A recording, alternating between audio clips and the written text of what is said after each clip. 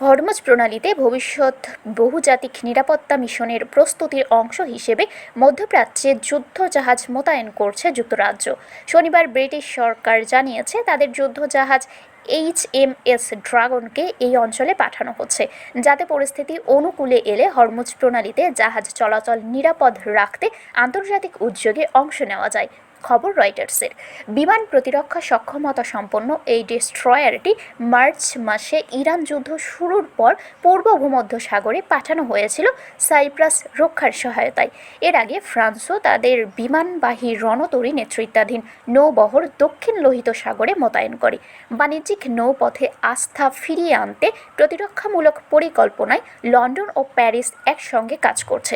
যুক্তরাজ্যের প্রতিরক্ষা মন্ত্রণালয়ের এক মুখপাত্র বলেন, এই পূর্ব প্রস্তুতির অংশ হিসেবে HMS ড্রাগনকে মোতায়েন করা হয়েছে, যাতে পরিস্থিতি অনুকূল হলে যুক্তরাজ্য ও ফ্রান্সের যৌথ নেতৃত্বাধীন বহুজাতিক জোটের অংশ হিসেবে হরমুজ প্রণালীর নিরাপত্তা নিশ্চিত করা যায়।